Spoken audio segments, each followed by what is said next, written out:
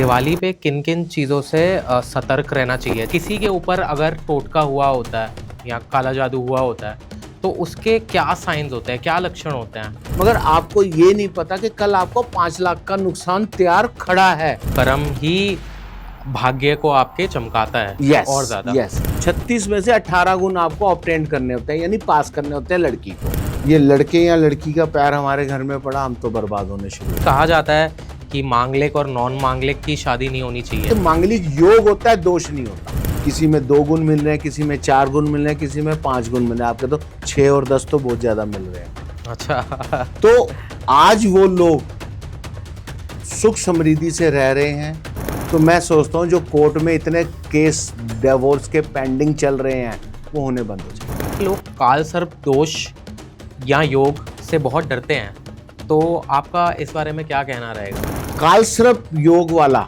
करोड़पति होता है। कालसर्प योग का जो बैड इफेक्ट है वो धीरे धीरे कम होता चला जाएगा। जब हमारी अमावस और पूर्णमासी आती है उससे 5 दिन पहले, उस दिन उसके 5 दिन बाद तक ऐसा व्यक्ति डिस्टर्ब रहेगा। Hello guys, welcome to unseen X. हमारा आज का एपिसोड बहुत ही स्पेशल एपिसोड है क्योंकि आज हमारा पहला एस्ट्रोलॉजी का पॉडकास्ट होने वाला है। सो उस एपिसोड के लिए हमारे साथ आज जुड़े हैं आचार्य प्रवीण कुमार सोनी, जो कि एक रेमेडी किंग भी हैं। बॉलीवुड में भी काफ़ी लोगों ने उनसे कंसल्टेंसीज लिए हैं एंड बहुत ही रिनाउंड है एस्ट्रोलॉजी की फील्ड में। तो गाइज़, आज का एपिसोड बहुत ज़्यादा इंटरेस्टिंग होने वाला है। आज हम बात करने वाले हैं कि काल सर्प योग क्या होता है। ऑल्सो हम बात करने वाले हैं काला जादू के ऊपर, ब्लैक मैजिक, और हम बात करने वाले हैं कुंडली मिलान, क्योंकि आपने देखा होगा आजकल शादी बाद में होती है, तलाक पहले हो जाता है। तो इन सब बातों के ऊपर आज हम एस्ट्रोलॉजिकल पॉइंट ऑफ व्यू से बात करेंगे आचार्य प्रवीण कुमार सोनी जी से, और इसी के साथ हम स्टार्ट करेंगे आज का एपिसोड।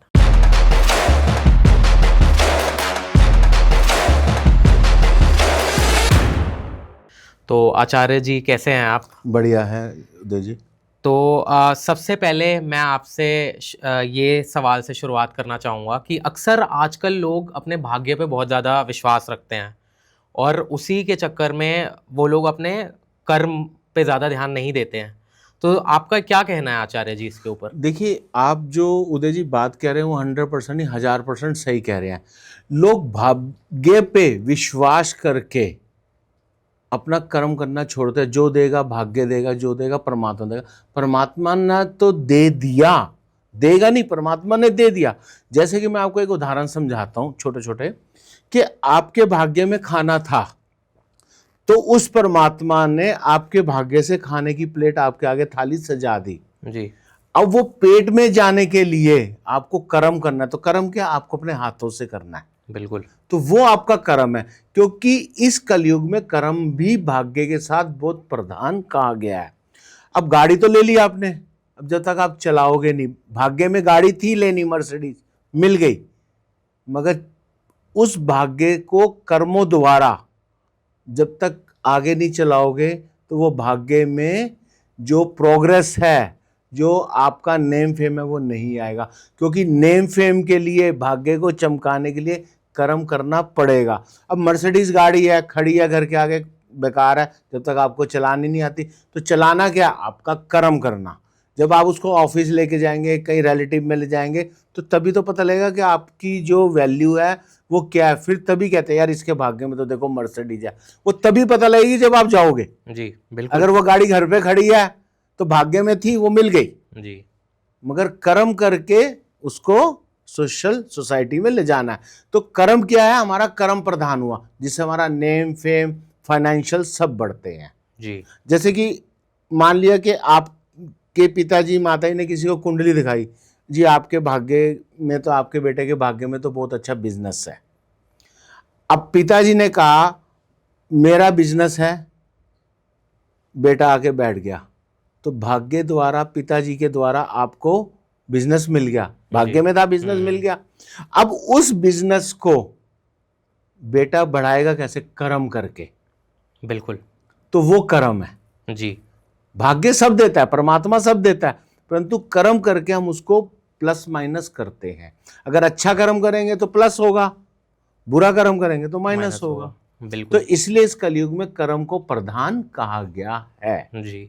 तो मतलब कर्म ही भाग्य को आपके चमकाता है यस और ज्यादा। यस। जी अब देखो मैं आपको एक बात बताता हूं, ये कलयुग का मीनिंग्स क्या है।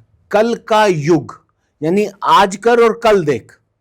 यानी आज अगर आप मेरे साथ पॉडकास्ट कर रहे हैं या आज मेरे साथ आप कोई बिजनेस कर रहे हैं तो यहां तो उसका कल लॉस होगा या कोई फायदा होगा। अगर आप ईमानदारी से अच्छी डील कर रहे हैं तो आपको बेनिफिट होगा। अगर आपके मन में उस डील को करते हुए कहीं शंका है या कोई चीटिंग है तो आपको कल नुकसान होगा। जी आपने तो सोच लिया यार आज इसको तो 50,000 का मैंने नुकसान दे दिया। मगर आप ये सोचो कि जो आपने ये कर्म किया कलयुग में, ये कर्म आपको, आपने तो 50,000 उसका देके बहुत खुश हो गए कर्म जो आपने गलत किया, मगर आपको ये नहीं पता कि कल आपको 5 लाख का नुकसान तैयार खड़ा है। तो ये कल का युग है, ये कल युग है। तो इसलिए कलयुग में जितना आप स्पिरिचुअली चलें, जितना आप ईमानदारी से चलें, उतना आप अपने भाग्य को चमका सकते हैं। जी।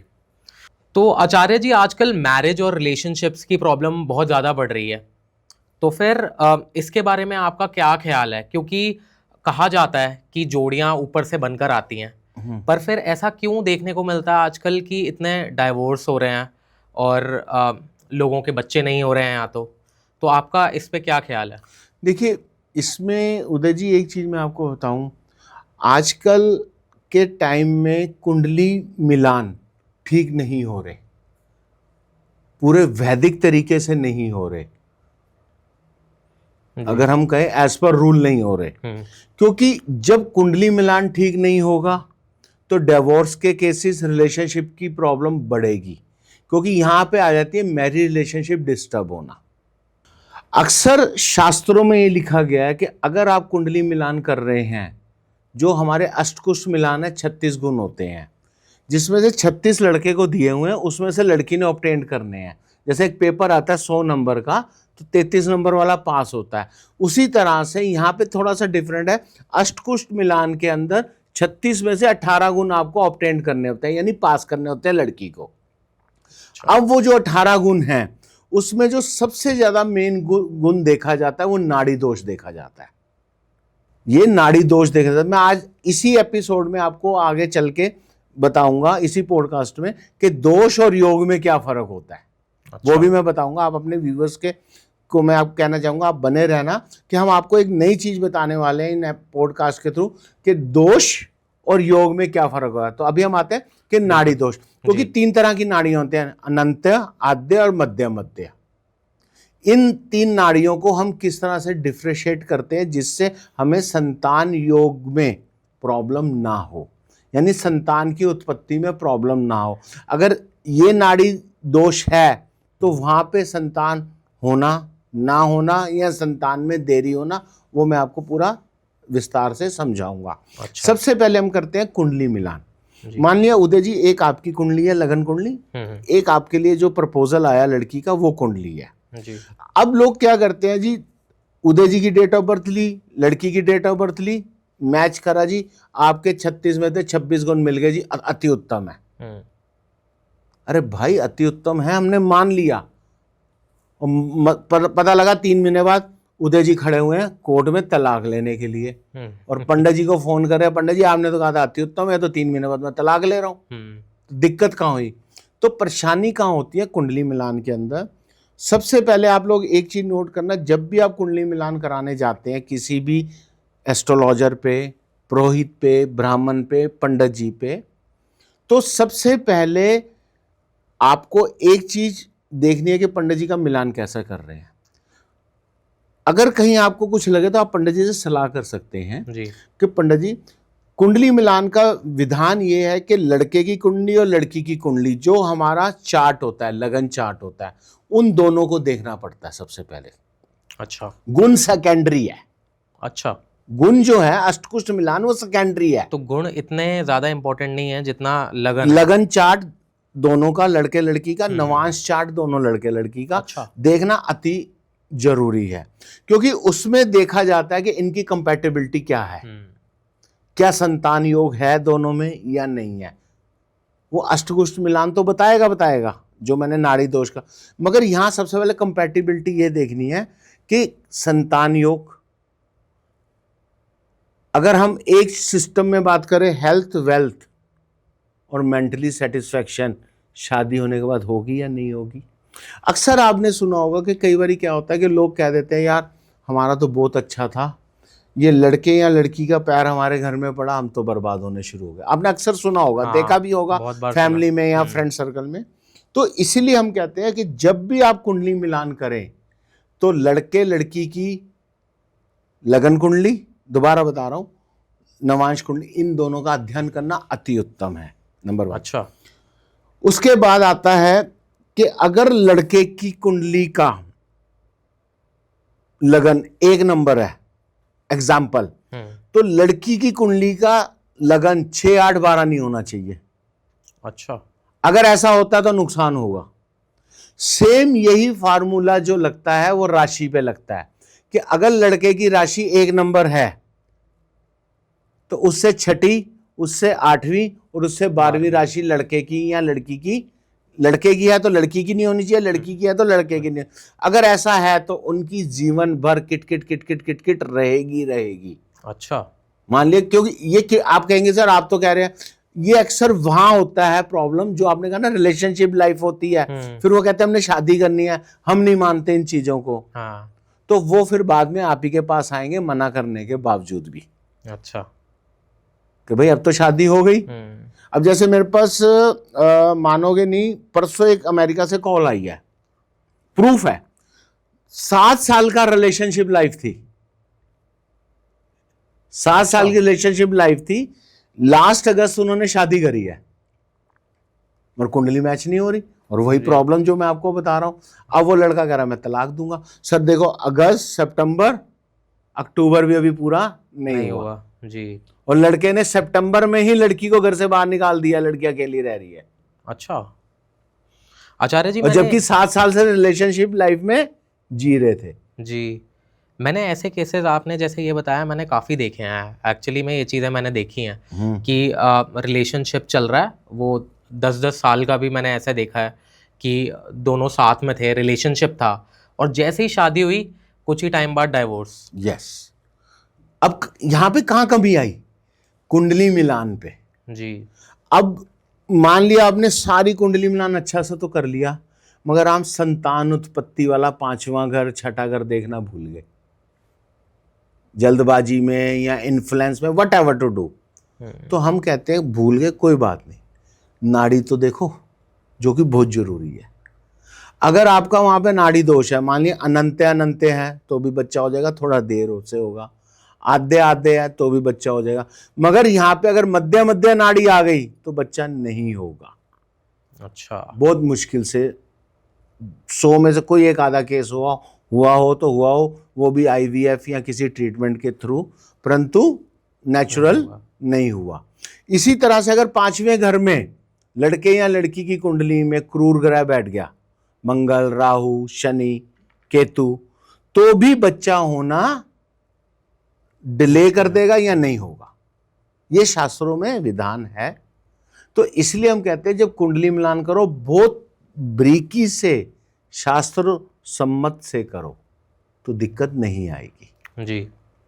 अब इसी के साथ एक बहुत बड़ी चीज से सारी दुनिया डरती है, जिसका नाम है मांगलिक। तो मांगलिक मिलान बहुत जरूरी है। जी, क्योंकि कहा जाता है कि मांगलिक और नॉन मांगलिक की शादी नहीं होनी चाहिए। बिल्कुल बिल्कुल सही कहा जाता है। आज मैं इसका भी जो लोगों को वहम है ना, आपके पॉडकास्ट के थ्रू दूर कर दूंगा। अच्छा। कि होनी चाहिए, नहीं होनी चाहिए, होनी चाहिए तो कैसे होनी चाहिए। कई बार उदय जी देखा गया है कि सामने वाला मांगलिक होते हुए भी मांगलिक नहीं है और नहीं होते हुए भी मांगलिक है, और अच्छा। कई बार ऐसे अच्छे रिश्ते स्किप हो जाते हैं। अगर मान लिया उदय जी आपकी कुंडली में मंगल है, मंगल होता है 1, 4, 7, 8, 12, जिसकी कुंडली में मंगल वहां बैठा है वो व्यक्ति मांगलिक है, नंबर 1। अब सेम अगर लड़की की कुंडली में मंगल नहीं है इन स्थानों में, तो लड़की मांगलिक नहीं हुई। और आप कहते हो यार घर भी अच्छा है, सब कुछ अच्छा है, शादी तो हो सकती है। तो मैंने ऐसी कई कुंडलियों का अध्ययन किया, मैंने देखा यार कोई बात नहीं, हो जाएगी शादी, क्यों टेंशन करो। हमने जब अध्ययन किया तो पता लगा 1, 4, 7, 8, 12 में मंगल चंद्र से बैठा हुआ है। अच्छा, चंद्र कुंडली में बैठा है, तो आप चंद्र से मांगलिक हो गए, चंद्र मांगलिक हो गए।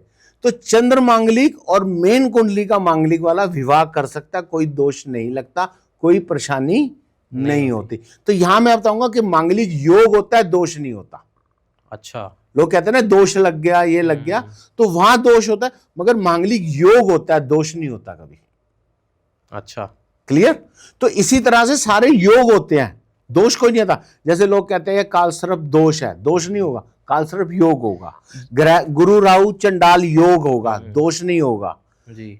चंद्र शनि विष योग होगा, दोष नहीं होगा। इसी तरह से कई योग हैं जी, दोष नहीं होते। मगर क्या है कि एक सिंपल में आजकल क्या हो रहा है, आजकल पॉडकास्टों में और इंस्टा पे यूट्यूब में क्या कर रहे हैं लोग, कॉपी टू पेस्ट कर रहे हैं, नॉलेज है नहीं, तो यहां पे वो कर रहे हैं। हम यही कहते हैं लोगों को, भैया तुम शास्त्र तो पढ़ो, वहां पे लिखा क्या है जी। अब जैसे मानसागरी शास्त्र में लिखा है कि अगर आपका केंद्र में शनि बैठा है, अगर लड़के की कुंडली में केंद्र में शनि है, तो ऐसे व्यक्ति की मैरिज लाइफ डिस्टर्ब रहेगी 36 साल की उम्र तक। अब ब्राह्मण जो कुंडली मिलाते हैं, सब मिलाते हैं, वो ये चीजें नहीं देखते, मगर देखना जरूरी है। केंद्र में अगर आपका शनि है 1, 4, 7, 10 में, तो आपको ऐसे व्यक्ति के लिए, अगर लड़के की कुंडली में शनि है तो उसको कहो भैया देख, एज ऑफ 36 तक तेरी लाइफ डिस्टर्ब है, 33 साल तक तो बहुत डिस्टर्ब है। ये एक्सपीरियंस हमें पर प्रमाण है। अब उसके बाद इस जो परेशानी है इसको कैसे कम किया जाए, इसके लिए कम फिर भी नहीं होगी, मगर 60% फर्क पड़ता है कि लड़के को अपनी उम्र से लड़की बड़ी चाहिए, चाहे वो एक दिन बड़ी हो। अच्छा, तो आपका ये जो योग है ये भंग हो जाता है। अच्छा, अब लड़की की कुंडली में अगर शनि केंद्र में है तो लड़का उसको छोटा चाहिए, तो घुमा के क्या हुई, इन द मेन पॉइंट लड़की बड़ी। तो आपको जो प्रॉब्लम आनी है मैरिज लाइफ में आएगी जरूर, क्योंकि वो ग्रह कभी भी अपना नेचर नहीं छोड़ता, बिल्कुल। तो मगर कम आएगी, क्योंकि उसके उपाय भी दिए गए हैं शनि के। अच्छा, तो वो हम शनि के जब उपाय कराते हैं तो ठीक हो जाता है जी। परंतु मैचिंग के टाइम में ये चीजों को गौर करना अति आवश्यक है। तो आचार्य जी, जैसे मान लीजिए एक कपल है, उनके आपस में सिर्फ 6 गुण मिल रहे हैं, या मान लीजिए ज़्यादा से ज़्यादा, मैंने एक्चुअली ऐसे केसेस देखे हैं जिसमें 6 या 7 गुण मिल रहे हैं, बट फिर भी उन लोगों की शादी हुई है। तो आप उसके बारे में क्या कहना चाहेंगे कि एक इतना अमाउंट मिलना ही चाहिए गुड़ का, एक मिनिमम अमाउंट मिलना ही चाहिए गुड़ का, या फिर ऐसा भी चल जाता है कि कभी कभार आपस में गुण कम मिल रहे हैं, तो उसके बारे में आपका क्या ख्याल रहेगा? देखिए, मेरा ना सबसे उल्टा ख्याल है। अच्छा, मैंने अभी तक 10 मैचिंग ऐसी करी हैं लव अफेयर के केसेस थे, 10 के 10। किसी में 2 गुण मिल रहे हैं, किसी में 4 गुण मिल रहे हैं, किसी में 5 गुण मिल रहे हैं। आपके तो 6 और 10 तो बहुत ज्यादा मिल रहे हैं। अच्छा। तो आज वो लोग सुख समृद्धि से रह रहे हैं, पुत्र की उत्पत्ति हुई उनके घर में, यानी लड़के का जन्म हुआ, और खुश रह रहे हैं। तो लोग कहते हैं यार 6 गुण वाला खुश कैसे रह रहा है? तो मैंने जैसे वापस फ्लैशबैक में जाते हैं कि स्टार्टिंग में क्या कहा था, कुंडली का मिलान। देखिए इसका वर्ड क्या है, मैच मेकिंग जी, कि मैचों की मेकिंग क्या है। तो मैच मेकिंग कहां से वर्ड निकलेगा, कुंडली मिलान, जो इसका हिंदी वैदिक शब्द है कुंडली मिलान, कि कुंडलियों के मिलान करने हमने। तो के उदय की कुंडली क्या कह रही है, मेरी कुंडली क्या कह रही है। क्या हम दोनों अगर एक कोई बिजनेस करने जा रहे हैं, ये मैरिज लाइफ तक, रिलेशनशिप तक सीमित नहीं है सर। यहां पे कुंडली मिलान, अगर आप किसी से पार्टनरशिप करने जा रहे हैं तो भी कुंडली मिलान जरूरी होता है। ये मैं आज आपको नई बात बता दूं आपके द्वारा पॉडकास्ट आपके व्यूवर्स को। अच्छा, मान लें कि आज हमने एक वेंचर लेना है और उस वेंचर में 50 करोड़ रुपया लगना है, तो मेरे को भी डर लगेगा, चलेगा नहीं चलेगा, उदय को भी डर लगेगा। तो हम दोनों क्या करेंगे, पहले बैठ के शांत दिमाग से किसी एस्ट्रोलॉजर या पुरोहित पे जाएंगे कि पंडित जी ये हमारी कुंडली देखिए आप, बिल्कुल, क्या हम दोनों की बनेगी नहीं बनेगी, बीच में तलाक तो नहीं हो जाएगा हम दोनों का, या कोई फ्रॉड तो नहीं कर जाएगा। तो वो क्या बताएगा, उदय की कुंडली और मेरी कुंडली। जी। तो मैच मेकिंग का जो दायरा है ना वो बहुत बड़ा है, खाली मैरिज के लिए सीमित नहीं है। अच्छा, तो गुण बस एक छोटा सा पार्ट, एक उसका पार्ट है, हाँ, कुंडली का एक एक पार्ट पार्ट है। जी। जैसे कहा जाता है कि कई बारी हमारे जो गुरु जी थे, पंडित जी, तो वो तो मेरे को कहते थे यार एक काम किया अगर, अगर किसी लड़के की शादी के लिए कुंडली आ रही है, किसी लड़की की आ रही है, तो उनकी दोनों की माताओं की भी कुंडली मंगवा ले, यानी लड़के की होने वाली सास और लड़की की होने वाली सास। क्योंकि देखो लड़के लड़की का तो जीवन है, मगर लड़की ने सारा दिन कहां रहना है? बिल्कुल, ससुराल लड़के की ससुराल में। तो उसके साथ क्या कंपैटिबिलिटी है? जी। अगर हम ये छोटी छोटी चीजों को थोड़ा गौर से देखना शुरू कर दें, तो मैं सोचता हूं जो कोर्ट में इतने केस डिवोर्स के पेंडिंग चल रहे हैं वो होने बंद हो जाएंगे और सब सुख की लाइफ, समृद्धि की लाइफ जिएंगे। जी। और सबसे ज्यादा जो संतान उत्पत्ति में आज के टाइम में प्रॉब्लम है, कुछ तो कुंडली की वजह से है, कुछ ये कला कलेश की वजह से भी होती है। अच्छा। क्योंकि कुंडली के अंदर हमारा जो 8वां घर है वो ससुराल है, उसको भी जांचना बहुत जरूरी है कुंडली मिलान में, कि कहीं लड़के या लड़की, कई बार क्या होता है लड़के लड़की तो कुंडली मैच होगी बहुत बढ़िया, लड़के की मां भी उंगली करती है, प्रॉब्लम करती है, तो बदनाम क्या है, लड़की की सास खराब। मगर लोग सेकंड हाउस लड़की का नहीं देखते, कुटुंब वाला, इसकी मां तो नहीं पंगा कर रही, चौथा घर तो नहीं देख रहे कि वहां कहीं चौथे घर में कोई ऐसा किराया बैठ के इसकी माँ का दिमाग खराब करके अपनी बेटी का दिमाग तो नहीं खराब कर रही। तो कहां देखेंगे, लड़के का भी 8वां घर या लड़की का दूसरा घर। तभी मतलब ससुराल में प्रॉब्लम ससुराल में प्रॉब्लम होती है, या लड़के को अपने ससुराल वालों से भी प्रॉब्लम होती है। ये भी आपने सुना होगा जो जी, बिल्कुल, कि यार इसकी माँ सिखाती थी, इसकी बहन सिखाती थी, या इसका कुछ, तो वहां भी उन घरों को देखना, हाउसेस को देखना अति आवश्यक होता है। बिल्कुल। जैसा कि आपने ये भी मेंशन किया कि आजकल कोर्ट में इतने केसेस चल रहे हैं डाइवोर्स के, तो काफ़ी हमारी आज की जनरेशन भी ऐसी है कि बहुत मानती नहीं है। कुछ लोग ऐसे हैं जो कि हाँ, एस्ट्रोलॉजी में विश्वास करते हैं, पर ऐसी जनरेशन, ऐसे लोग भी बहुत हैं जो आजकल बिल्कुल मानते नहीं हैं एस्ट्रोलॉजी में, कहते हैं एकदम अंधविश्वास है। क्या आपको मतलब लगता है कि उस वजह से भी एक जनरेशन चेंज होने की वजह से भी? नहीं, देखिए ये अंधविश्वास हमारे ही प्रोफेशन के कई लोगों ने फैलाया हुआ है, जिससे उनका विश्वास उठ गया। जैसे मैंने आपको पहले अभी भी बताया कि आजकल इंस्टा, यूट्यूब पे कुछ ऐसे व्यक्ति आ गए हैं जिनको ज्योतिष का जे नहीं आता, वास्तु का वी नहीं आता, न्यूमरोलॉजी का एन नहीं आता और रेमेडी का आर नहीं आता। Copy to paste, copy to paste. कई ऐसे लोग हैं जो मेरी रेमेडीज को कॉपी पेस्ट करके मोड़ के बता रहे हैं जी।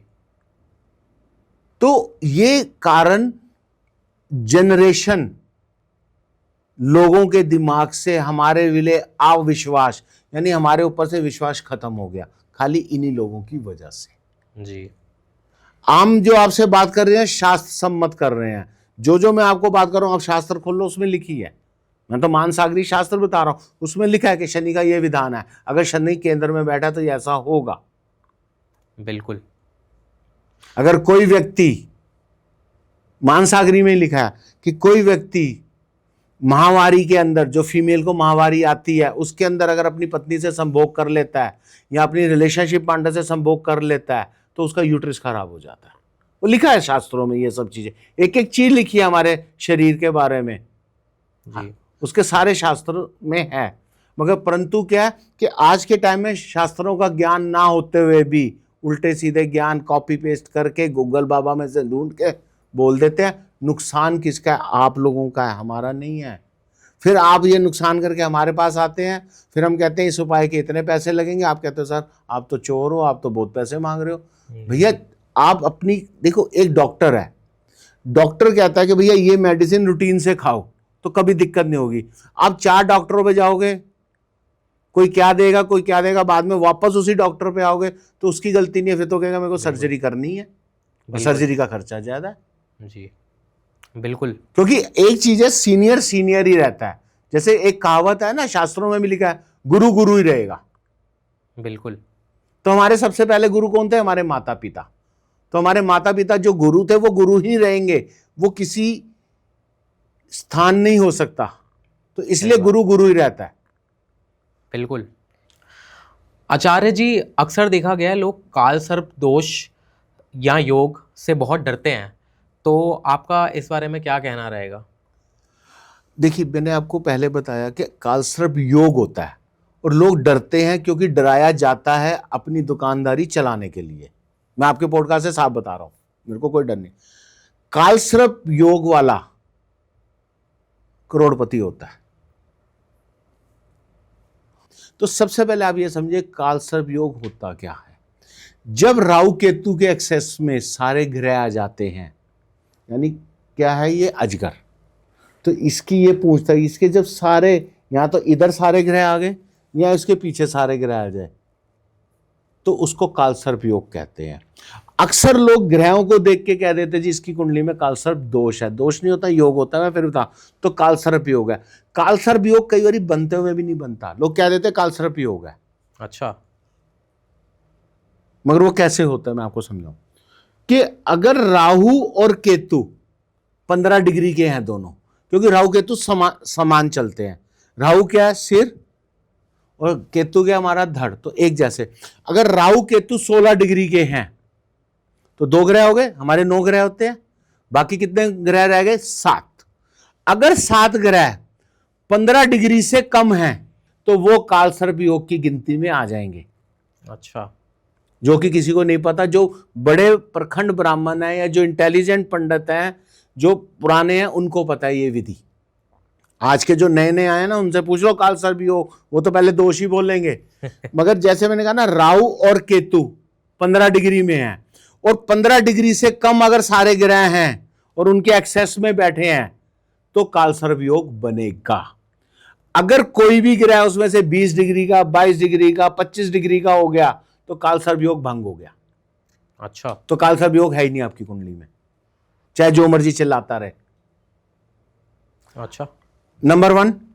नंबर 2, कालसर्प योग 9 ग्रह हैं, 9 में से एक ग्रह इस एक्सेस में से बाहर निकल गया, कोई भी ग्रह बाहर निकल गया और उसकी डिग्री भी बढ़ गई, तो आंशिक कालसर्प योग होता है। अच्छा, वो क्या होता है? आंशिक कालसर्प योग का मतलब होता कि आपका वो योग भंग हो गया, थोड़ा सा, पूरा नहीं है। अच्छा। मैं ये आपको वैदिक तरीका पहले बता रहा हाँ हूं। हाँ, ठीक है। तो वो आंशिक कालसर्प योग हो गया। 2 ग्रह 3 ग्रह बाहर निकल गए उस एक्सेस में से डिग्री वाइज, तो भंग हो गया, है ही नहीं है आंशिक कालसर्प योग। और कालसर्प योग अगर आपकी पूरी कुंडली में बनता है तो आप करोड़पति हो, आपको सब कुछ मिलेगा आपकी लाइफ में, मगर थोड़ी सी देर में। जैसे कि आप स्पीड पे गाड़ी जा रही है, स्पीड पे गाड़ी जा रही है, ब्रेकर आ गया, स्लो हुई, फिर चढ़े, ऐसे व्यक्ति की गाड़ी ऐसे चलती है, मगर चलती बहुत बढ़िया। यानी कि अगर आपको लंच में भूख लगी है, खाना नहीं मिलेगा लंच में, डिनर में मिलेगा और उससे बढ़िया मिलेगा। अच्छा। यानी कि आपका काम तो होगा मगर 15 दिन बाद होगा बहुत बढ़िया। क्लियर? अच्छा। अब कालसर्प योग की कुंडली में हमने कहा ये सारे ग्रह 9 के साथ एक्सेस में आ गए। अगर इसमें से शनिवार निकल गया, आंशिक कालसर्प तो ये हो गया, परंतु ऐसे व्यक्ति की, चाहे वो मेल है चाहे वो फीमेल है, मैरिज लाइफ डिस्टर्ब रहेगी। ये तो हो गए कारण। हाँ जी। अब निवारण है। कालसर्प योग के 2-3 निवारण है। एक तो कालसर्प योग का अनुष्ठान होता है, नंबर 1। दूसरा, आप कहते हो सर मेरे पास पैसे नहीं है, मैं कैसे कराऊं, मैं नहीं हरिद्वार जा सकता, मैं त्र्यंबकेश्वर नहीं जा सकता, नासिक। कोई बात नहीं, मत जा भाई, तेरे पास पैसे नहीं, कुछ मत कर। एक कैटाई ले ले स्टोन, एक गुमेद ले ले, चांदी के अंदर बनवा के उसका लॉकेट गले में डाल ले, शनिवार के दिन धीरे धीरे कालसर्प योग भंग होना शुरू हो जाएगा। यानी भंग तो नहीं होता, हम कहते हैं कम हो जाता है। उसके जो बैड रिजल्ट है वो कम होते हैं। अच्छा। उसके साथ साथ एक काम और करे जो कि बहुत ईजी है, तांबे के लोटे में शिव जी को जल देना शुरू कर दे, ओम नमः शिवाय का पाठ करना शुरू कर दे, आपका कालसर्प योग का जो बैड इफेक्ट है वो धीरे धीरे कम होता चला जाएगा। बिल्कुल। तो इस तरह से ये निवारण है, शिव जी का जाप कर लो। तो ये छोटे छोटे उपाय करके आप अपना कालसर्प योग का जो बैड इफेक्ट है वो कम कर सकते हो। बिल्कुल। क्योंकि काल सर्प योग से लोग डराते हैं अपना पैसा कमाने के लिए, जी। कोई डरने की जरूरत और नहीं। जैसा आपने सबसे बताया, पहले तो दोष भी आप, बोलते हैं लोग। हाँ दोष बोलते हैं, दोष नहीं होता, योग होता है। और सबसे पहले एक अच्छे प्रखंड ब्राह्मण से, पुरोहित से या अच्छे एस्ट्रोलॉजर से अपना जन्म कुंडली का विवेचना कराओ, यानी दिखाओ कि सब है या नहीं है।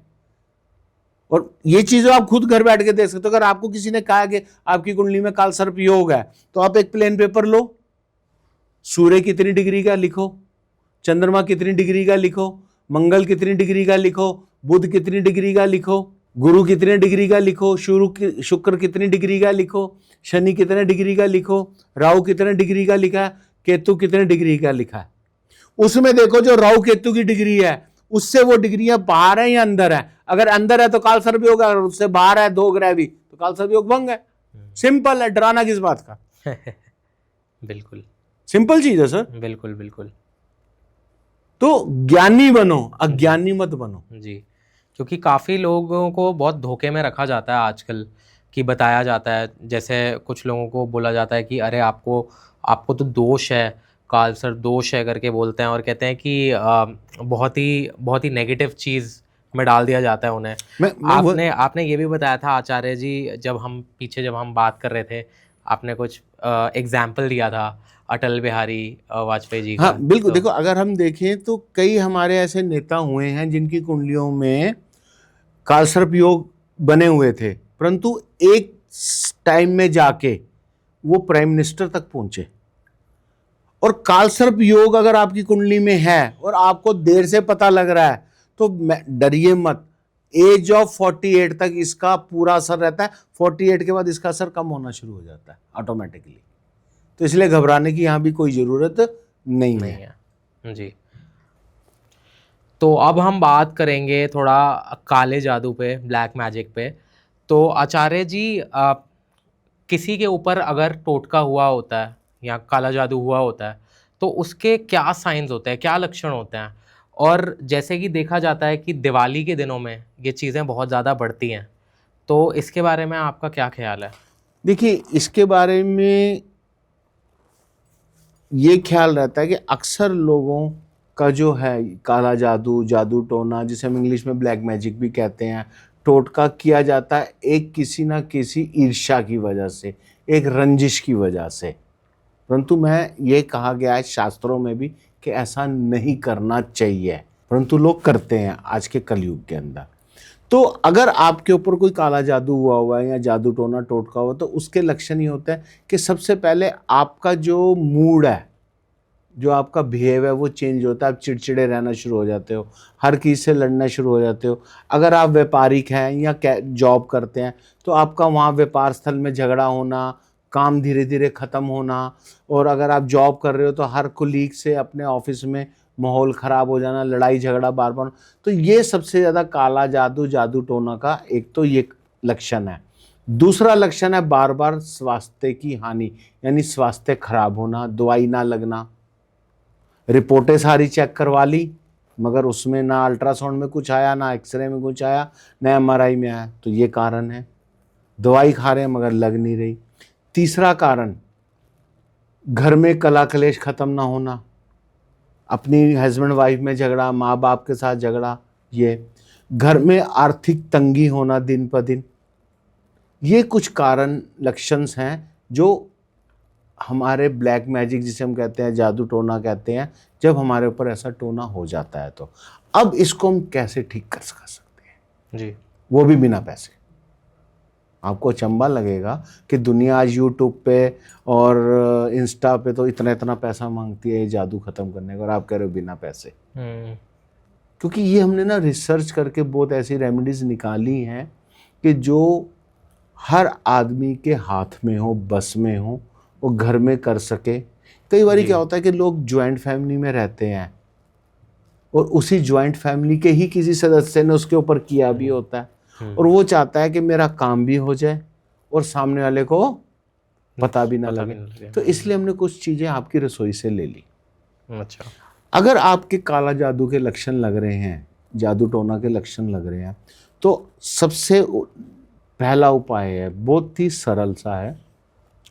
आप 5 लौंग लीजिए और एक टुकड़ा दालचीनी का लीजिए, अपने ऊपर से 7 बारी उतारिए और घर से बाहर बालकनी में, छत पे देसी कपूर, भीमसेनी कपूर में जला दीजिए। नंबर 1, ये उपाय आपको 11 दिन लगातार करना है। अगर आप ये करते हैं तो धीरे धीरे आप पे जो जादू टोने की क्रिया है वो धीरे धीरे खत्म होनी शुरू हो जाएगी। और जादू टोना जिस पे किया जाता है उसकी एक और मैं आपको लक्षण बताऊं, निशानी बहुत बढ़िया।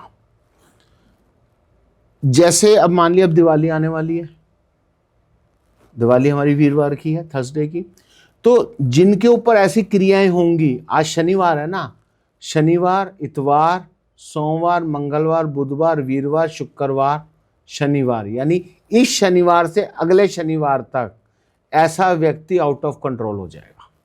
या तो उसके लड़ाई झगड़े होंगे, या कोई एक्सीडेंट, या कुछ ना कुछ ऐसी परेशानी होगी जिसकी वजह से पूरा कुटुंब परेशान होना शुरू हो जाएगा। और यही क्रियाएं, यानी कि मैं अगर आपको बताऊं, जब हमारी अमावस और पूर्णमासी आती है उससे 5 दिन पहले, उस दिन, उसके 5 दिन बाद तक ऐसा व्यक्ति डिस्टर्ब रहेगा। अच्छा।